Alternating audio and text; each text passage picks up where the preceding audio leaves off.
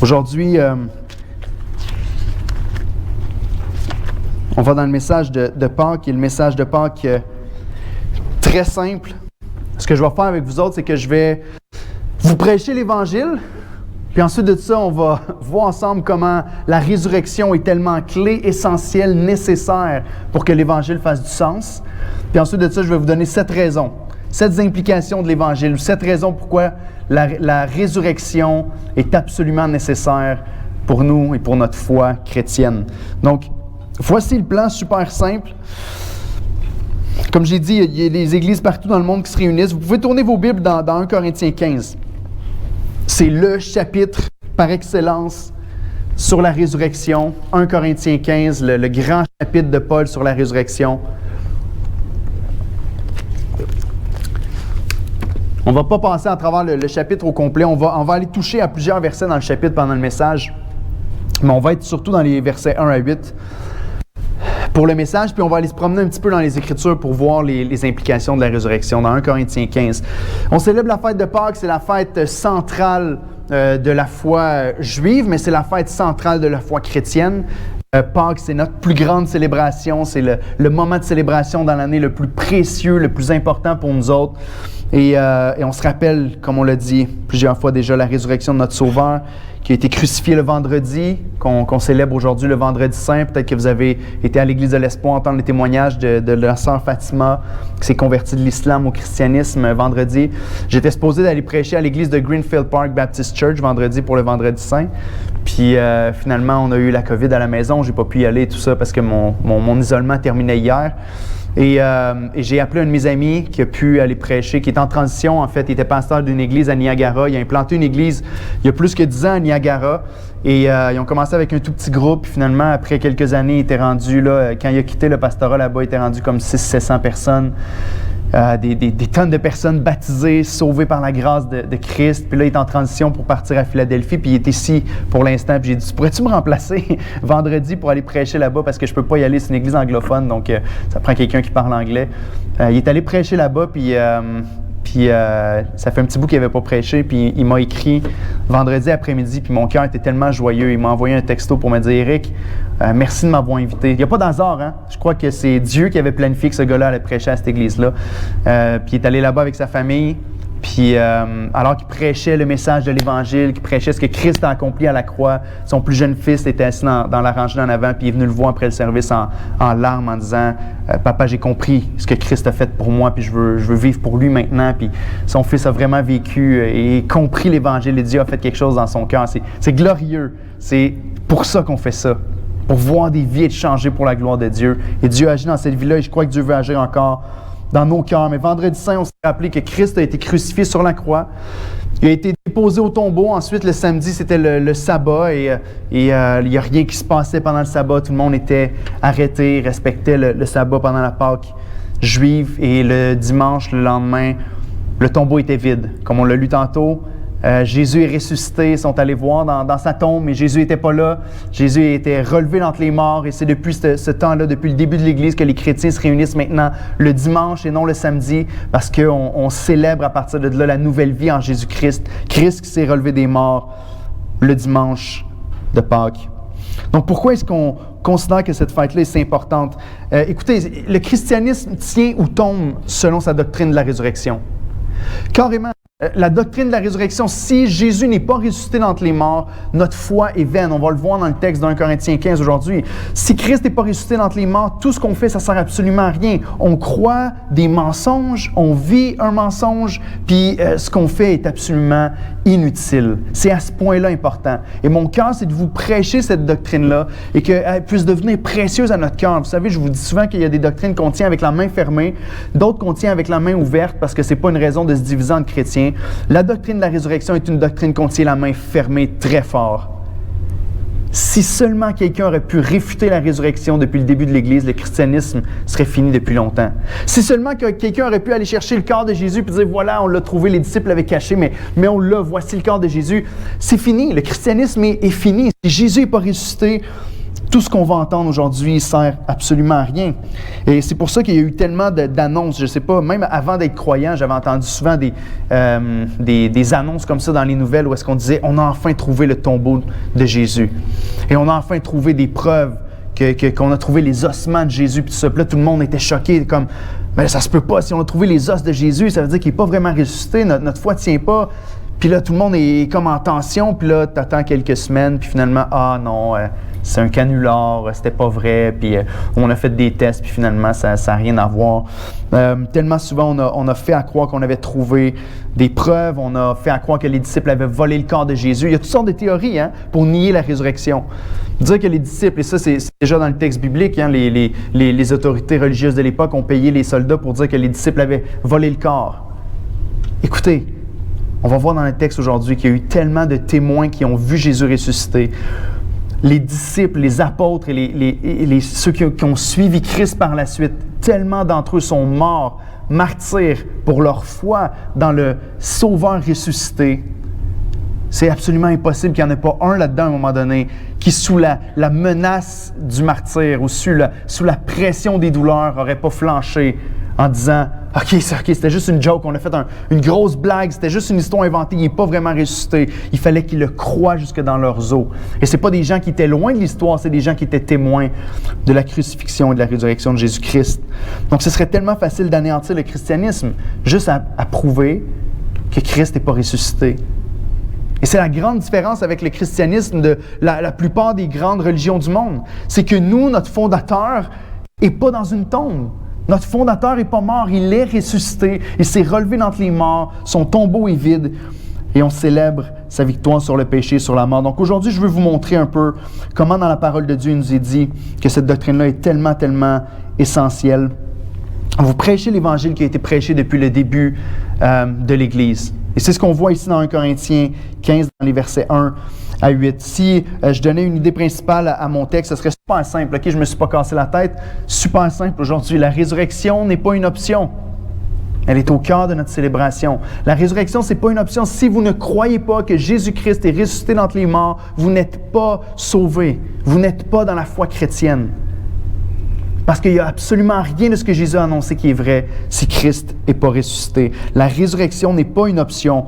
Elle est au cœur de notre célébration pour toujours et à jamais. C'est pour ça qu'on s'efforce de toujours avoir l'Évangile central dans nos messages, dans nos services, dans nos réunions, de se souvenir que sans l'Évangile, tout ce qu'on peut annoncer, tout ce qu'on peut prêcher ne fait pas de sens parce que tout prend sa force dans ce que Christ a accompli pour nous. Donc, 1 Corinthiens 15, on va lire ensemble les versets 1 à 8, puis ensuite de ça, on va y aller par étapes avec les versets par verset, puis on va plonger nos regards dans plusieurs textes des Écritures. Donc, tu peux laisser cette slide-là jusqu'à temps que j'arrive au point de la résurrection, Steven, dans les 7 applications. Tu peux laisser là. 1 Corinthiens 15, versets 1 à 8. C'est Paul qui parle. Il dit « Je vous rappelle, frères, l'Évangile que je vous ai annoncé, que vous avez reçu, dans lequel vous avez persévéré et par lequel vous êtes sauvés, si vous le retenez tel que je vous l'ai annoncé. Autrement, vous auriez cru en vain. Je vous ai enseigné avant tout, comme je l'avais aussi reçu, que Christ est mort pour nos péchés, selon les Écritures, qu'il a été enseveli et qu'il est ressuscité le 3e jour, selon les Écritures, et qu'il est apparu à Céphas, puis aux 12. Ensuite, il est apparu à plus de 500 frères à la fois, dont la plupart sont encore vivants, et dont quelques-uns sont morts. Ensuite, il est apparu à Jacques, puis à tous les apôtres. Après eux tous, il m'est aussi apparu à moi comme à l'avorton. Paul, vous vous rappelez qu'il a rencontré Christ sur le chemin de Damas alors qu'il s'en allait persécuter les chrétiens. Christ lui est apparu. Le Christ ressuscité est apparu à Paul et lui a prêché l'Évangile et l'a emmené à la repentance. Ici, on a le plus vieux credo de l'histoire de l'Église qui est répertorié ici. On croit que ce que Paul est en train de citer ici, ça ne vient pas de lui. On ne croit pas que lorsque Paul il dit je vous enseignais avant tout comme je l'avais aussi reçu. On croit qu'avant même d'avoir les évangiles, il y avait déjà un credo en circulation, un énoncé de foi à propos de Jésus-Christ et de ce qu'il a accompli. Et il se résume à ça. L'évangile qu'on prêche, l'évangile qu'on annonce, l'évangile qu'on veut donner à ceux qui ne connaissent pas Christ pour les voir venir à la foi, se résume à ceci. Christ est mort pour nos péchés, selon les Écritures, il a été enseveli, enterré, mis dans une tombe, et qu'il est ressuscité le 3e jour, selon les Écritures. Voici le message de l'Évangile. Paul commence à dire, je vous rappelle l'Évangile que je vous ai annoncé au verset 1. Il nous parle d'un Évangile qui est annoncé, et il est très précis sur le fait qu'on est sauvé si on retient cet Évangile-là comme il a été annoncé. Pas un évangile qui est changé, pas un évangile qui est transformé, pas un évangile auquel on rajoute toutes sortes de choses ou auquel on enlève quelque chose, mais l'évangile pur et simple comme Paul l'a prêché et annoncé. Il nous dit que cet évangile-là a été annoncé, il a été prêché. Kéroudzo, il a été proclamé. Il dit, cet évangile-là, vous l'avez reçu. L'évangile ne doit pas être juste annoncé, mais pour qu'il y ait un impact dans notre vie, il doit être reçu. Et quand on parle de reçu ici, je crois qu'il fait référence à la foi. Il doit être reçu par la foi. On croit le message de ce que Jésus-Christ a accompli pour nous à la croix par la foi. Tu vois, à la fin du verset 2, il dit « Sinon, vous auriez cru en vain. Vous l'avez reçu. » Puis il continue en disant « Dans lequel vous avez persévéré. » Une des choses qu'on dit souvent, et écoutez, aujourd'hui, je vous amène rien de nouveau. Mais on n'est pas là pour prêcher quelque chose de nouveau. On est là pour prêcher des vérités éternelles qui font vraiment quelque chose dans notre vie. Et très souvent, on va répéter ici qu'on doit se prêcher l'Évangile à chaque jour. L'Évangile, ce n'est pas juste la porte d'entrée de la vie chrétienne. Ce n'est pas juste que lorsque tu as entendu parler de ce que Jésus a accompli à la croix, maintenant tu es devenu un chrétien, puis maintenant tu passes aux choses sérieuses. Maintenant tu peux aller dans les doctrines de l'eschatologie, puis de la sotériologie, puis de la christologie, puis ça, c'est des choses plus importantes. Il n'y a rien qui dépasse l'Évangile. Rien. Et on doit constamment revenir à l'Évangile dans nos vies. On le croit, puis Paul vient nous le confirmer en disant « Vous devez persévérer dans cet Évangile que vous avez entendu et que vous avez reçu. » Et il continue en disant « Par lequel vous êtes sauvés. » Bien sûr, on est sauvés par la foi dans l'Évangile de Jésus-Christ, si on le retient tel qu'il a été annoncé. Puis ensuite, il vient annoncer. Voici c'est quoi cet Évangile-là qu'on prêche. Christ est mort pour nos péchés. Donc, ce que je vais faire maintenant, je vais vous prêcher l'Évangile.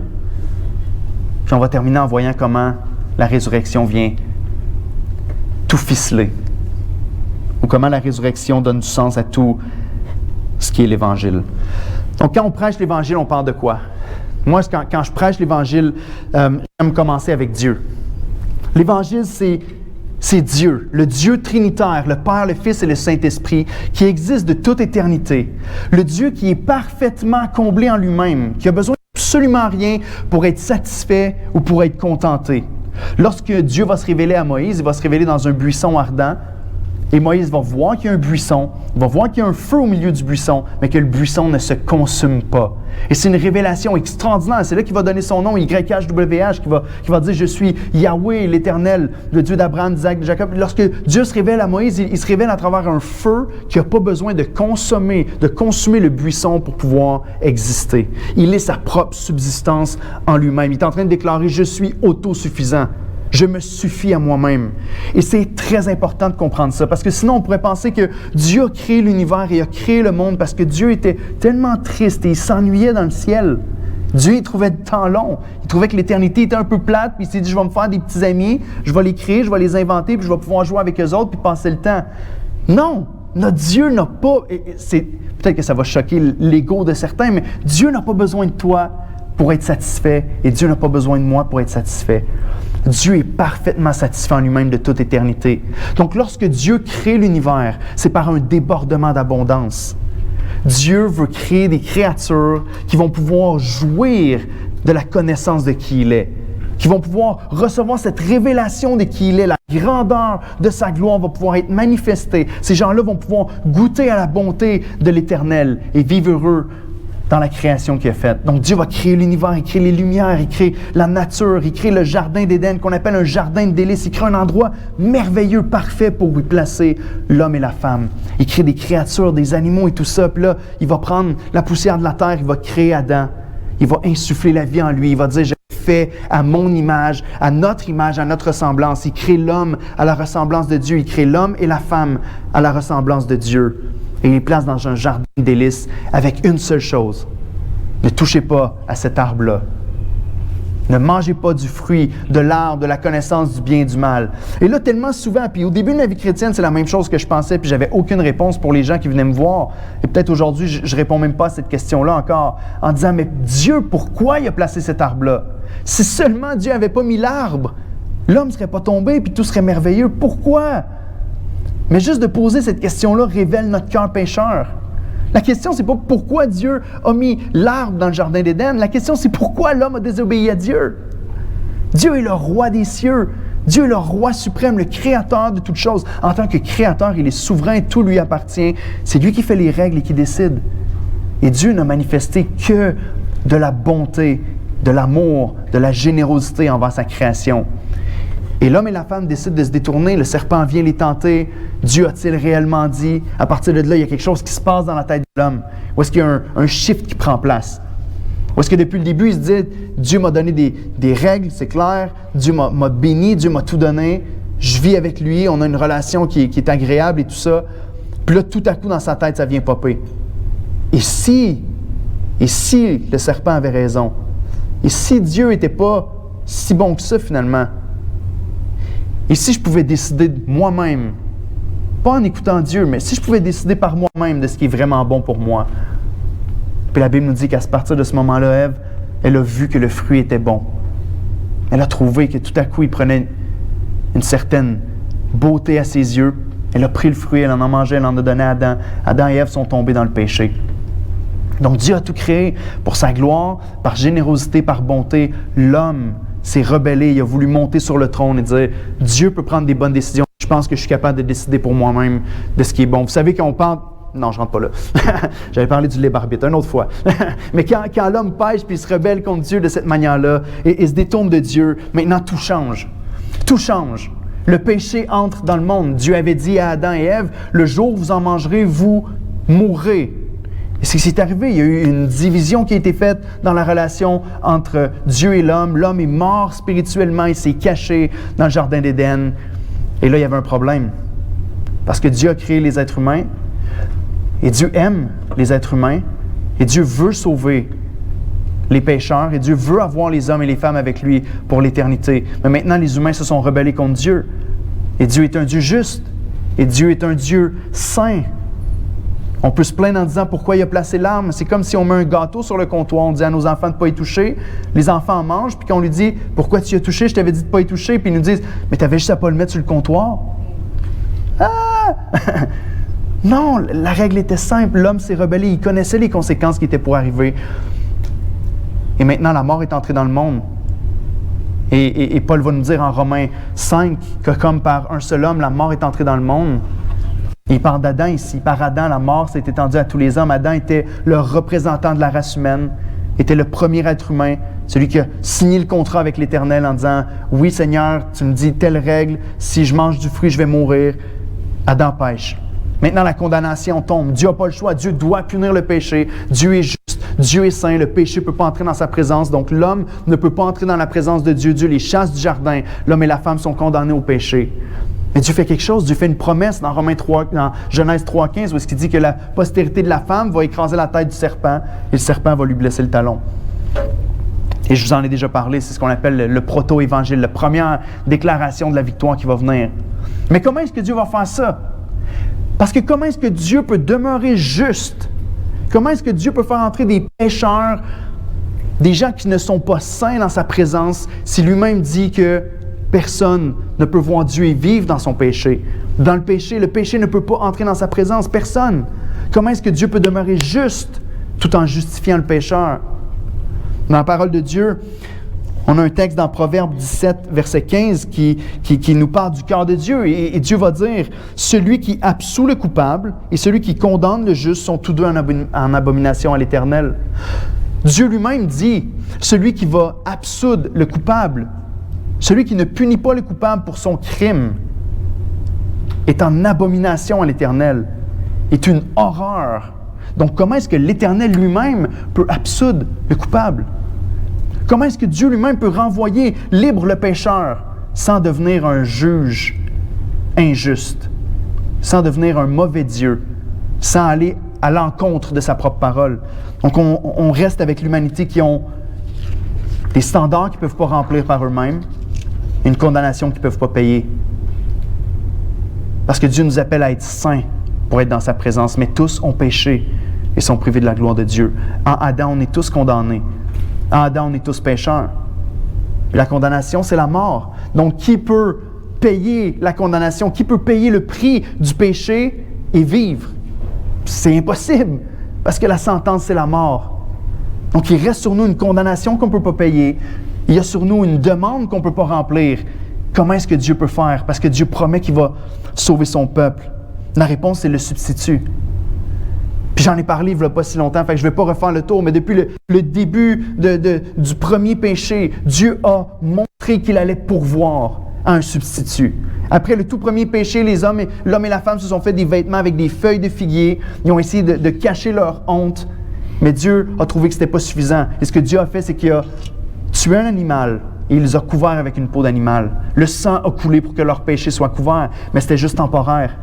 Et on avance encore un petit peu, vous vous en souvenez, j'en ai parlé l'autre fois, la même chose avec Caïn et Abel un petit peu plus loin, où est-ce que Caïn va offrir de la semence qui a poussé dans son champ, Abel va offrir un animal sur l'autel, et Dieu va approuver le sacrifice d'Abel. On se dit, pourquoi?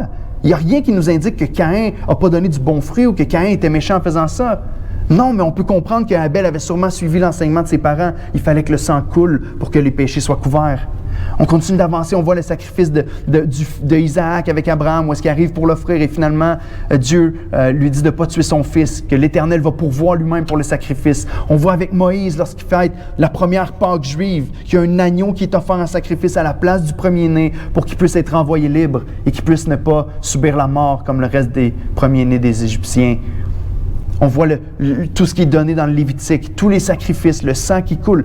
Je ne sais pas si vous avez déjà regardé une image de comment le camp des Juifs, des Israélites était fait à l'époque. Mais comment c'était fait? C'est que le temple était en plein milieu, puis que les tribus étaient séparées comme ça et vivaient partout autour du temple. Ce qui veut dire qu'en plein milieu de leur campement, de tout le peuple d'Israël, des 12 tribus qui étaient rassemblées là, il y avait toujours la boucane qui montait au milieu. Parce que pour chaque péché, il fallait que tu ailles offrir des sacrifices. Il y avait des sacrifices continuellement. Le sang coulait sans arrêt. Tu voyais toujours des gens passer avec des animaux pour aller faire un sacrifice. On lit le Lévitique, on lit les noms, puis on se dit, mais c'est tellement long, c'est tellement pénible de lire ça, les sacrifices pour ci, les sacrifices pour ça. Autrement dit, leur péché, l'odeur de leur péché montait continuellement au milieu du camp devant eux autres. La culpabilité du péché était constamment devant leurs yeux. C'est pas étonnant que David, dans le psaume 51, peut dire « Mon péché est constamment devant mes yeux ». Leur péché était constamment devant leurs yeux en disant « Il faut que le sang coule », mais l'auteur de l'Épître aux Hébreux va nous dire que tous ces sacrifices-là n'ont pas couvert un seul péché. Tous ces sacrifices-là étaient offerts temporairement.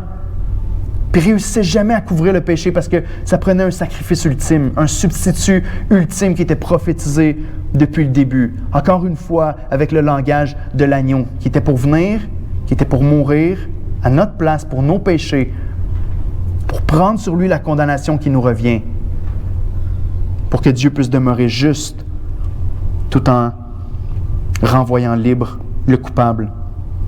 Dans Ésaïe 53, je vais vous lire les versets 1 à 10, qui est le passage de l'Ancien Testament, la prophétie avec peut-être la plus populaire ou la plus claire sur ce que Christ était pour venir accomplir. Ésaïe 53, à partir du verset 1. Ésaïe dit, « Qui a cru à ce qui nous était annoncé? Qui a reconnu le bras de l'Éternel? Il s'est élevé devant lui comme une faible plante, comme un rejeton qui sort d'une terre desséchée. Il n'avait ni beauté ni éclat pour attirer nos regards, et son aspect n'avait rien pour nous plaire. Méprisé et abandonné des hommes, homme de douleur et habitué à la souffrance. Semblable à celui dont on détourne le visage, nous l'avons dédaigné, nous avons fait de lui aucun cas. » Écoutez ça au verset 4. « Cependant, ce sont nos souffrances qu'il a portées. Ce sont de nos douleurs qu'il s'est chargé. Et nous l'avons considéré comme puni, un mot très important, frappé de Dieu et humilié. Mais il était blessé pour nos péchés, brisé pour nos iniquités.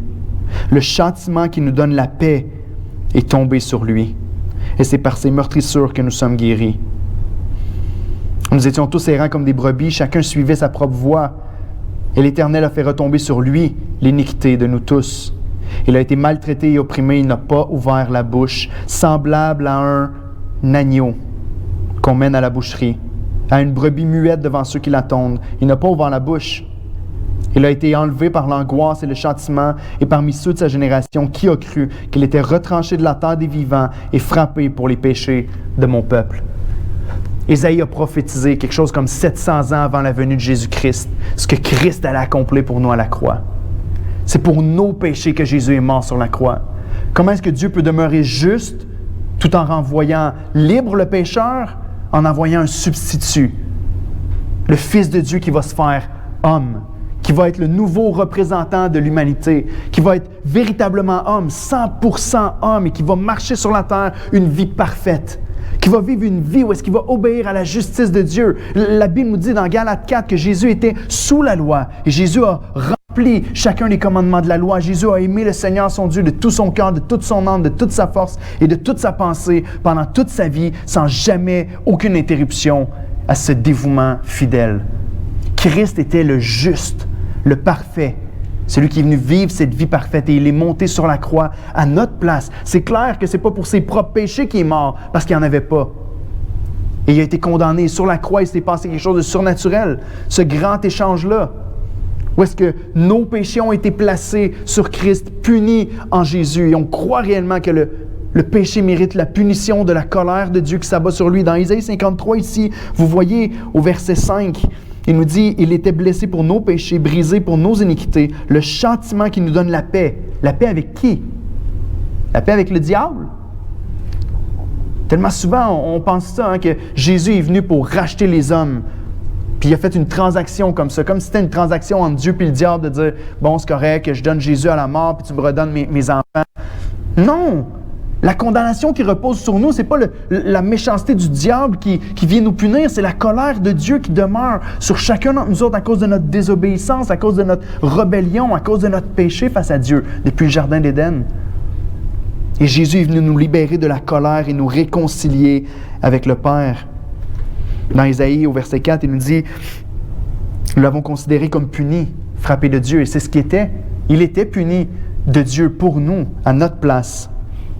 Donc, Christ est mort sur la croix. Et 2 Corinthiens 5, 21, il nous est dit que celui qui n'a pas connu le péché, Jésus, Dieu l'a fait devenir péché pour nous, afin que nous devenions en lui justice de Dieu. Donc, il y a ce grand dilemme. On ne peut pas payer pour nos péchés et vivre. Christ vient le faire à notre place. Ce grand substitut, ce grand échange qui prend place. Et maintenant, on est sauvé par la foi en Jésus-Christ.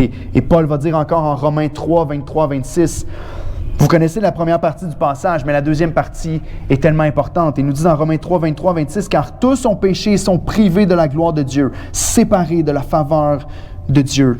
Et ils sont gratuitement justifiés par sa grâce, par le moyen de la rédemption qui est en Jésus-Christ. C'est lui que Dieu a destiné par son sang à être, pour ceux qui croiraient, une victime propitiatoire, afin de montrer sa justice. » Écoutez ceci, parce qu'il avait laissé impunis les péchés commis auparavant. Pourtant, il y avait toutes sortes de sacrifices dans le temple, mais les péchés demeuraient quand même impunis. C'était une couverture, les péchés étaient couverts, mais pas payés pour. Parce qu'il avait laissé impunis les péchés commis auparavant au temps de sa patience, afin, dis-je, de montrer sa justice dans le temps présent, de manière à être juste, tout en justifiant celui qui a la foi en Jésus-Christ. Quel grand Dieu, quel grand salut, quelle sagesse extraordinaire. Dieu a trouvé le moyen de renvoyer libre le pécheur. Dieu a trouvé le moyen de justifier celui qui était condamnable dans sa grande sagesse en envoyant son Fils Jésus payer à notre place. On peut juste s'imaginer la conversation. On n'a aucune idée comment ça s'est passé au ciel. Il y en a qui vont parler d'abus divins du Père qui abuse de son Fils en le mettant en mort sur la croix. Mais c'est de ne pas comprendre la relation de la Trinité ici. Où est-ce que Dieu est Père, Fils et Saint-Esprit. Et c'est le Dieu trinitaire qui déverse sa colère sur le Fils incarné pendant qu'il est sur la croix. Jésus absorbe complètement la colère du Dieu trinitaire. Jésus qui est Dieu le Fils s'est offert lui-même. Il dit « Personne ne prend ma vie, c'est moi qui l'offre. » Et Christ a payé à notre place. Lui est venu mourir à notre place. Quelle est la réponse à ça? Paul nous le dit dans le texte d'1 Corinthiens 15, il nous l'a dit. L'Évangile doit être cru. Donc ça, c'est l'Évangile. Christ est venu mourir sur la croix à notre place. Et ce que la Bible nous enseigne, c'est que si nous plaçons notre foi en Jésus, si on croit vraiment que Jésus est mort à notre place sur la croix pour payer pour nos péchés, on peut naître de nouveau. On peut être sauvé. On peut être réconcilié avec Dieu puis vivre avec lui pour l'éternité. On n'est plus maintenant séparé de la gloire de Dieu, mais on est réconcilié avec la gloire de Dieu et on est ses enfants. On passe d'ennemis, on reçoit l'adoption et on devient les enfants de Dieu. Puis on est chéris et aimés pour l'éternité. Et Romains 8 va nous dire qu'il n'y a absolument rien qui va nous séparer de l'amour de Dieu manifesté en Jésus-Christ. Rien, rien de rien. Ça, c'est l'Évangile. Christ est mort à notre place sur la croix. Nos péchés ont été pardonnés en lui. Si tu mets ta foi en lui, tu peux être sauvé aujourd'hui. Mais si on s'arrête là, c'est encore incomplet.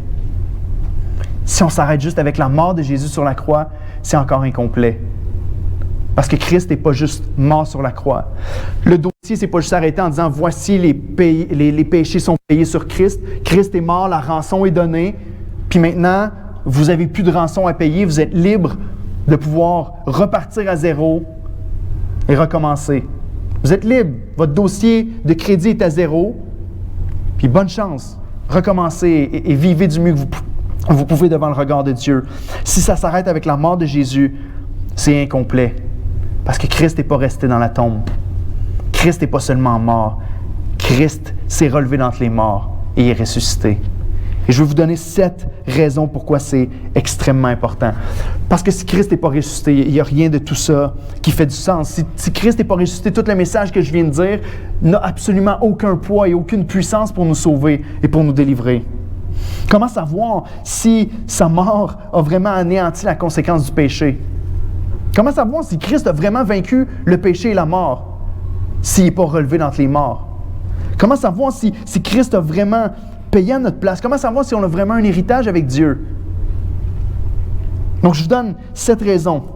Il nous est dit, ici, Paul nous dit que dans 1 Corinthiens 15, vous pouvez prendre votre Bible avec moi et regarder rapidement quelques points ici qui est donné, OK? Parce que Paul va nous expliquer qu'est-ce que ça fait. Si Christ n'est pas ressuscité, c'est quoi l'impact? Si Christ n'est pas ressuscité, il nous est dit au verset 14, « Et si Christ n'est pas ressuscité, notre prédication est vaine, elle ne sert à rien. Et votre foi aussi est vaine. » Donc, Paul est super clair, hein? Il ne passe pas par 4 chemins, c'est pas difficile à comprendre. Si Christ n'est pas ressuscité, tu crois pour rien. Tu crois pour rien, mon ami, puis moi je prêche pour rien. Au verset 15, il dit, « Il se trouve même que nous sommes de faux témoins à l'égard de Dieu, puisque nous avons témoigné contre Dieu qu'il a ressuscité Christ. » Donc, de prêcher la résurrection, si Christ n'est pas ressuscité, c'est d'aller contre Dieu. On dirait un mensonge, parce que Dieu ne l'aurait pas fait. Regardez au verset 17. 16 et 17, il dit « Car si les morts ne ressuscitent pas, Christ non plus n'est pas ressuscité. Et si Christ n'est pas ressuscité, votre foi est vaine. Vous êtes encore dans vos péchés. » Est-ce que c'est important, la résurrection? Au verset 18, « Et par conséquent, aussi ceux qui sont morts en Christ sont perdus. » Au verset 19, et voici un texte qu'on devrait tous apprendre par cœur. « Si c'est dans cette vie seulement que nous espérons en Christ, nous sommes les plus malheureux de tous les hommes. » Voyez-vous avec quel langage il parle au verset 32, il dit « Si les morts ne ressuscitent pas, mangeons et buvons, car demain nous mourrons. » Quelques versets, juste dans 1 Corinthiens 15. Puis on va aller voir d'autres tantôt, mais juste pour dire, voyez-vous à quel point Paul est clair. Si la résurrection n'est pas vraie, on est les plus malheureux de tous les hommes. Si la résurrection n'est pas vraie, ça ne sert à rien. Notre foi est vaine. Vaine. Tu crois, c'est juste une grosse game. C'est juste un jeu, qu'est-ce qu'on est en train de faire. Paul nous a dit au début du chapitre 15 que quand Christ est ressuscité, il est apparu à Pierre, puis aux 12. C'est drôle, hein? Il ne cite même pas les femmes au tombeau ici. Ensuite, il est apparu à plus de 500 frères à la fois. Encore une fois, je veux dire, tu passes dans un tribunal, puis si tu as 2-3 témoins qui peuvent dire « Non, Éric n'était pas à tel endroit, à telle heure, à tel moment, il était avec nous autres à telle autre place. » En cours, ça a tout un poids, ça, le témoignage de gens qui sont là pour pouvoir dire « C'est vrai, qu'est-ce qui est arrivé. » Ici, on a plus que 500 personnes qui l'ont vu en même temps. Je veux dire, on peut avoir toutes sortes de concepts. Il y en a qui ont pensé que c'était des délires religieux de l'époque. Les gens étaient tellement tristes que Jésus soit mort qu'ils se sont mis à halluciner. Ça fait une méchante gang de personnes qui hallucinent ici. Ça fait un gros buzz collectif, là. C'est impossible d'avoir autant de personnes qui l'ont vu. Jésus est apparu pendant 40 jours après sa mort, ressuscité dans son corps. Il a eu les preuves. Il a demandé à ses disciples de mettre les mains même dans ses plaies. Christ est ressuscité. Comme j'ai dit tantôt, la plupart ont laissé leur vie pour pouvoir le témoigner. Et c'est vrai. Paul va nous dire dans Romains 10, 9, vous connaissez peut-être ce passage-là, mais que si tu crois que Dieu a ressuscité Jésus d'entre les morts, tu vas être sauvé. Et c'est très clair pour lui que le salut passe par la résurrection. Donc, je vais vous donner 7 points, OK? Je vous le donne, puis après ça, on chante, puis après ça, on termine notre réunion avec ça, OK? 7 points ou 7 implications de la résurrection. Premièrement, la résurrection prouve... je me demandais si je les avais toutes mis d'une shot, mais... premièrement, la résurrection prouve la crédibilité de Jésus et en même temps de la Bible. La résurrection prouve la crédibilité de Jésus. Pourquoi? Parce que si Jésus n'est pas ressuscité, Jésus, c'était juste un menteur. C'était juste un clown qui divertissait les foules pendant un temps. Parce que Jésus a prêché tellement souvent qu'il allait être livré à la mort et qu'il allait ressusciter le 3e jour. Si Christ n'est pas ressuscité, Christ est un menteur et on n'a aucune raison de le croire. 1 Corinthiens 15, le verset 14, dans notre texte juste devant nous, on l'a vu que si Christ n'est pas ressuscité, notre prédication est vaine, mais si vous prenez dans la parole de Dieu, Matthieu 17, 22, Matthieu 20, 18, Marc 9, 31, Marc 10, 34, Luc 18, 33, il y a tellement de passages où Jésus affirme qu'il va être livré entre les mains des pécheurs, qu'il va être crucifié, puis qu'il va ressusciter le 3e jour. Comment est-ce qu'on peut croire un homme aussi menteur? Si Christ n'est pas ressuscité, on peut jeter sa parole. Dire, on n'a rien à croire de tout ce que tu as dit. Si Christ n'est pas ressuscité, comment est-ce qu'on peut croire les promesses qu'il nous a faites? Lorsque Jésus dit à ses disciples, « Je m'en vais vous préparer une place ». Lorsque Jésus dit à ses disciples, « Il est avantageux pour vous que je parte parce que je vais vous envoyer le Saint-Esprit ». Lorsque Jésus dit à ses disciples dans Matthieu 28, on connaît ce passage-là, c'est la grande commission, la grande mission qui est donnée à l'Église. Allez, faites de toutes les nations des disciples, les baptisez en nom du Père, du Fils, du Saint-Esprit, enseignez-leur à observer tout ce que je vous ai prescrit. Et voici, je suis avec vous tous les jours jusqu'à la fin du monde. Comment tu peux croire ce verset-là, qui a soutenu tellement de missionnaires et de croyants depuis le début de l'histoire de l'Église, si Christ n'est pas ressuscité d'entre les morts? Christ ne peut pas être avec nous tous les jours jusqu'à la fin du monde. Lorsque Jésus nous promet qu'il va manger du repas du Seigneur, du vin et du pain encore avec nous dans la vie éternelle, on ne peut pas croire en lui. Mais Christ est vraiment ressuscité. Donc, on a raison à cause de la résurrection. Et c'est ce qu'on célèbre à chaque fois qu'on célèbre Pâques ensemble. Si Christ est vraiment relevé d'entre les morts, on a toutes les raisons du monde de croire chacune de ses promesses. On a toutes les raisons du monde de croire que ce que Jésus nous a annoncé était vrai. Donc, tu peux lire les paroles de Jésus, tu peux lire la parole de Dieu et tu peux dire « Oui, je le crois ». Parce que Christ s'est relevé d'entre les morts comme il l'avait annoncé. Puis Christ est vivant pour régner et répondre à nos prières et à toutes les promesses qu'il nous a faites. Deuxièmement, la résurrection est le sceau de notre justification. Je ne sais pas c'est quand la dernière fois que vous avez entendu parler de la résurrection en lien avec la justification. Lorsque Christ est mort sur la croix, Christ a payé. Quand on parle de justification, c'est que Christ a payé à notre place et on est maintenant déclaré légalement juste devant Dieu. Nous ne sommes plus pécheurs. Vous savez, c'est un langage qu'on emploie souvent, les chrétiens. Je suis un pécheur sauvé par la grâce. La Bible n'utilise pas ce langage-là. Une fois qu'on est en Christ, nous sommes des saints. On continue à pécher, on continue à lutter avec la chair, mais nous sommes saints, nous sommes déclarés justes et déclarés saints. Et ça prend place et c'est approuvé, c'est scellé par la résurrection de Jésus-Christ. C'est par sa résurrection que son sacrifice est démontré comme étant approuvé de Dieu. Romains 4, 23, 25. Il nous est dit, mais ce n'est pas à cause de lui seul, de la foi d'Abraham qui a été déclaré juste par sa foi, qu'il est écrit que cela lui fut imputé. C'est encore à cause de nous à qui cela sera imputé. À nous qui croyons en celui qui a ressuscité des morts, Jésus notre Seigneur, lequel a été livré pour nos offenses, mort pour nos péchés, comme on l'a vu, et est ressuscité pour notre justification. Lorsque Christ s'est relevé d'entre les morts, c'était le sceau du Père pour dire son sacrifice est accepté, son sacrifice est valable. Oui, Jésus a vraiment payé, a vraiment vaincu le péché en mourant à notre place sur la croix. Comment on sait qu'il a vaincu le péché? La puissance du péché, c'est la mort.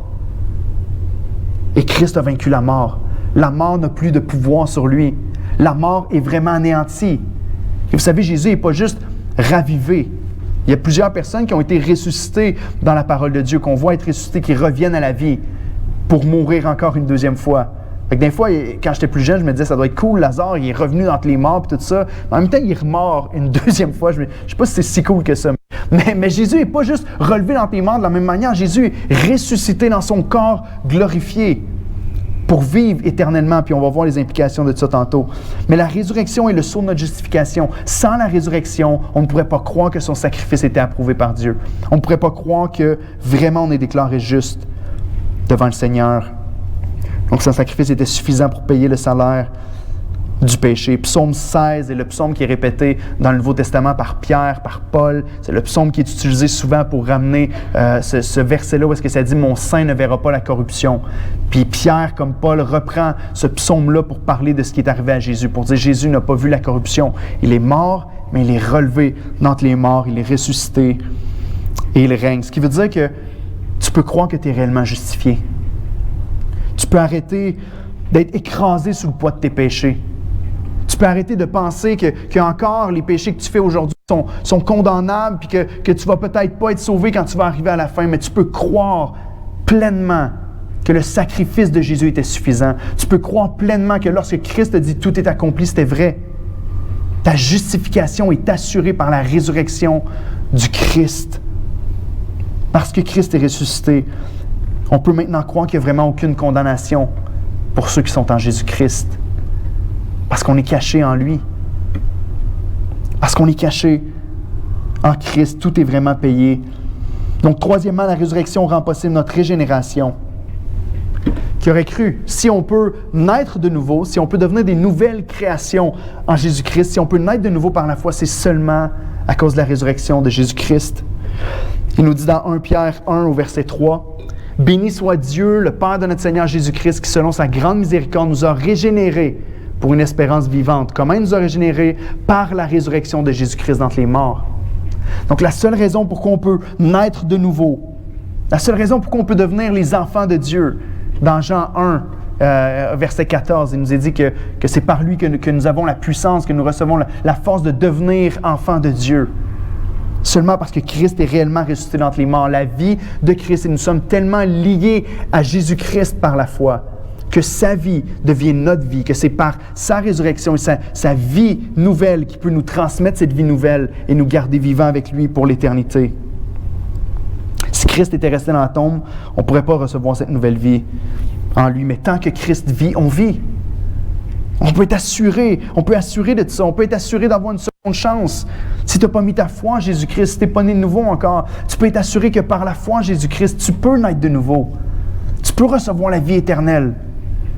Tu peux être tellement connecté, uni à Christ par le Saint-Esprit, que tant que Christ est vivant, tu vas vivre aussi. C'est lui qui a dit à ses disciples qu'il était avantageux qu'ils partent pour envoyer son Esprit Saint. Et on sait qu'on naît de nouveau par la puissance du Saint-Esprit. Le vent souffle où il veut. On ne sait pas où il va. De la même manière, tu dois naître d'eau et d'esprit. Tu dois naître du Saint-Esprit. Et c'est seulement possible par la résurrection de Jésus-Christ. Donc c'est tellement précieux à notre cœur de savoir que notre Sauveur n'est pas resté mort. Il s'est relevé d'entre les morts et par sa vie, on peut vivre nous aussi. Quatrièmement, la résurrection est la base de notre sanctification. Je vous blaste un peu avec plein de doctrines comme ça, hein?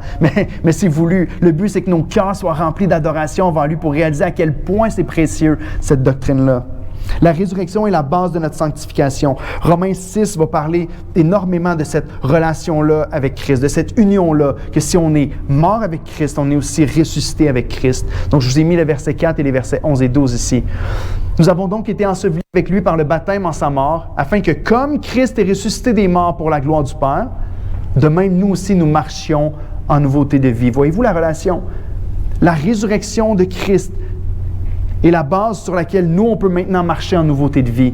Et c'est quoi marcher en nouveauté de vie? C'est marcher selon l'Esprit.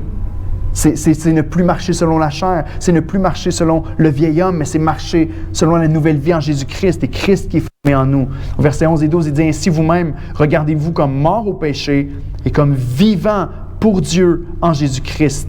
Que le péché ne règne donc point dans votre corps mortel et n'obéissez pas à ses convoitises. » C'est juste un passage parmi tant d'autres.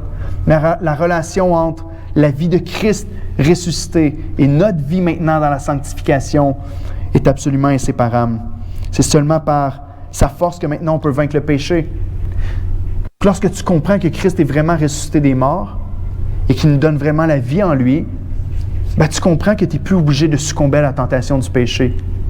C'est une folie pour nous autres que de dire « Ben, Eric, je suis sauvé par la grâce, puis tu sais, écoute, on continue tout à pécher, là. Fait que c'est comme, faut pas capoter avec ça, c'est pas si grave si je pêche encore. » Normalement, ça se passe pas comme ça.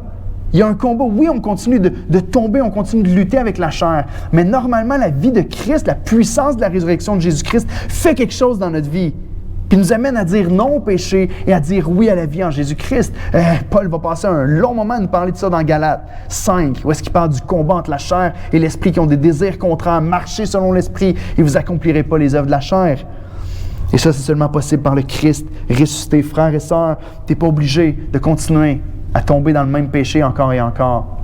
La vie de Christ en nous donne la force de résister au péché. Cinquièmement, la résurrection garantit notre résurrection et notre glorification.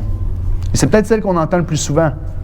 Il m'en reste deux, puis c'est fini. C'est celle-là qu'on entend probablement le plus souvent parler du fait que parce que Christ est ressuscité, nous aussi on peut ressusciter. Puis c'est vrai, c'est une des plus grandes joies du christianisme, de savoir que la vie ne s'arrête pas avec la mort. C'est une des choses que j'aime enseigner à mes enfants, de leur dire, vous savez, le jour où vos yeux se ferment dans la mort, il ne va pas y avoir une longue période où vous êtes juste dans le néant. Ça ne se termine pas là. Tout le plus merveilleux que vous pouvez goûter dans votre vie ne se trouve pas sur terre ici. Ce serait une erreur d'investir tout dans le monde qu'on connaît parce que la vie commence lorsque tes yeux se ferment dans la mort. Lorsque mes yeux vont se fermer dans la mort, ils vont s'ouvrir dans la gloire. Et je vais être avec mon Sauveur pour l'éternité. La résurrection de Christ m'assure et me garantit ma propre résurrection. Regardez juste dans le texte de 1 Corinthiens 15, ici à propos de notre résurrection, toutes les promesses qui sont faites. Et là, il y a un endroit où est-ce qu'il parle du temps de résurrection et tout ça. On ne va pas aller dans l'aspect eschatologique, mais juste dans cet aspect de réaliser qu'on va ressusciter, de quelle manière ça va se faire. Il nous dit ici, au verset... on peut prendre même le chapitre d'avant, le chapitre 4, verset 14, qui nous dit... non, c'est pas vrai. 2 Corinthiens. Je l'ai-tu mis sur l'écran? Ah, il est là, OK. 2 Corinthiens 4, 14, qui dit, sachant que celui qui a ressuscité le Seigneur Jésus nous ressuscitera aussi avec Jésus et nous fera paraître avec vous en sa présence. C'est clair, c'est net, c'est précis. Mais regardez ici dans le texte de 1 Corinthiens 15. De quoi va avoir là notre résurrection? Il nous dit au verset 20, Christ est ressuscité des morts, il est les prémices de ceux qui sont morts. Les prémices, c'était les premiers fruits qu'on récoltait quand on avait ensemencé notre champ. Les premiers fruits qu'on pouvait récolter, c'était les prémices. Ça annonçait qu'il était pour avoir une récolte à venir. Christ est les prémices. Christ est le premier ressuscité d'entre les morts dans un corps glorifié qui nous promet et nous garantit que nous aussi, on va ressusciter de la même manière. Il nous est dit un petit peu plus loin, à partir du verset 35, il commence à parler de quelques-uns qui demandent comment est-ce qu'on va ressusciter, avec quel corps on va revenir. Puis là, il nous dit au verset 38, Dieu nous donne un corps comme il lui plaît. Et je vous passe les étapes des semences physiques, mais au verset 42, il nous dit « Ainsi en est-il de la résurrection des morts. » Regardez dans votre Bible, verset 42. « Le corps est semi-corruptible, il ressuscite comment? Incorruptible. Lorsque nous allons ressusciter comme Christ, nous allons être incorruptibles. » Ce qui veut dire qu'on ne sera pas comme aujourd'hui, possible qu'on j'ai decay dans la tête, c'est un anglicisme, on ne périra pas. On ne sera pas en train de se décomposer après la naissance jusqu'à temps qu'on meure. On va être incorruptible, on ne pourra plus être corrompu. Au verset 43, il dit, « Il est semé méprisable, il ressuscite glorieux. » Il est semé infirme, donc avec plein de maladies, d'incapacités. Il est ressuscite plein de force. Plus jamais de maladie, plus jamais de douleur. 44, il est semé corps animal, il ressuscite corps spirituel. Au verset 49, il nous dit, « De même que nous avons porté l'image du terrestre, nous porterons aussi l'image du céleste. » L'image de Christ ressuscité. Au verset 51, il nous dit, « Voici, je vous dis un mystère, nous ne mourrons pas tous, mais tous nous serons changés. » Verset 52, les morts ressusciteront incorruptibles, encore une fois. 53, notre corps va revêtir l'immortalité. Est-ce que ça ne vous fait pas rêver de penser à ça? C'est le monde dans lequel on vit. Je ne sais pas pour vous autres, je ne suis pas si vieux que ça, peut-être 36 ans, mais je ressens l'effet des années de la vie déjà dans mon corps de plusieurs manières. Plusieurs d'entre vous le ressentez aussi. La Bible nous dit qu'il va venir un temps où est-ce que ça va être derrière nous. On va avoir un corps qui va être incorruptible. On va être ressuscité pour vivre éternellement sans plus jamais l'occasion de périr, dans l'absence totale du péché, de la corruption. Donc la résurrection de Christ nous garantit notre propre résurrection. Frères et sœurs, les douleurs de la terre sont passagères. De se rappeler ça, c'est une des plus grandes forces pour nous autres, de pouvoir persévérer dans la vie à travers toutes les difficultés. Ce qu'on peut vivre est juste passager. La fatigue, la maladie, les défis, les difficultés. Tu peux avoir une espérance solide qu'un jour, tout ça va disparaître et que tu vas être dans la présence de Dieu pour l'éternité. Une autre application que je trouve intéressante, c'est d'arrêter de comparer notre sanctification. Ça vous arrive-tu de faire ça? De regarder les autres et de dire « Ah, je suis tellement pas encore à son niveau.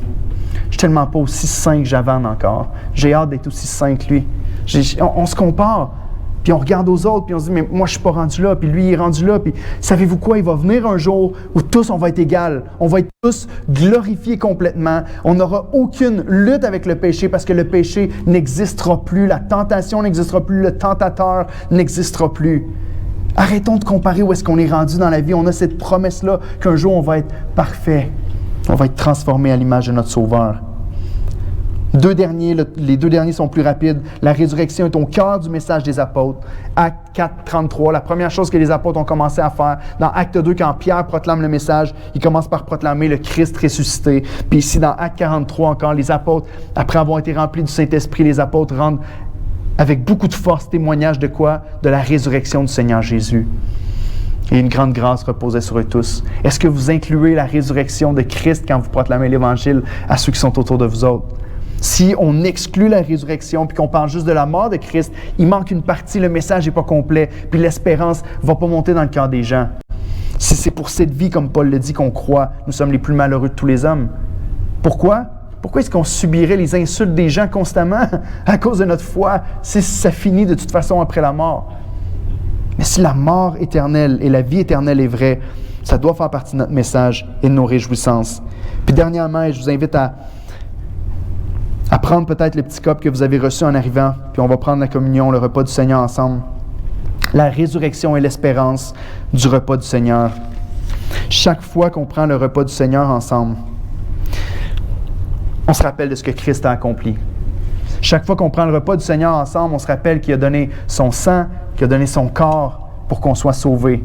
Mais il y a un petit bout de phrase dans le verset qu'on récite dans 1 Corinthiens 11, qu'on peut passer par-dessus tellement rapidement et tellement souvent, qui nous dit « Car toutes les fois que vous mangez ce pain, que vous buvez cette coupe, vous annoncez la mort du Seigneur. » Et souvent, c'est la partie qu'on retient le plus.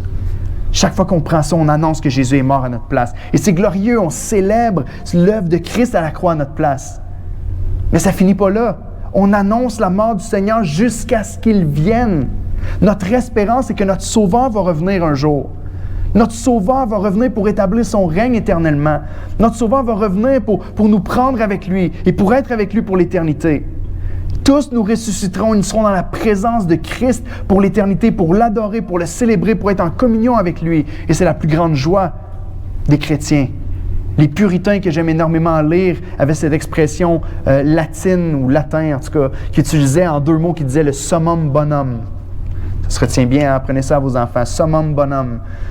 Il disait notre plus grand bien, le summum bonum, le plus grand bien de l'être humain, c'est lorsqu'on va voir notre Sauveur face à face et qu'on va être transformé à son image dans l'éternité. Et frères et sœurs, c'est ce qu'on se rappelle quand on prend le repas du Seigneur ensemble. On se rappelle de ce que Jésus a dit en Matthieu 26, 29, lorsqu'il dit « Je vous le dis, je ne boirai plus désormais de ce fruit de la vigne, jusqu'au jour où j'en boirai du nouveau avec vous dans le royaume de mon Père. » Et on croit ça. Et on se réjouit de ça. Ça ne finit pas ici-bas. Mais on a la vie éternelle. Donc, je vous repose la question initiale que je vous ai posée au début. Est-ce que la résurrection de Jésus-Christ, est-ce que la doctrine de la résurrection est importante pour notre foi? Je pense qu'elle n'est pas pire importante, hein? La parole de Dieu est claire là-dessus.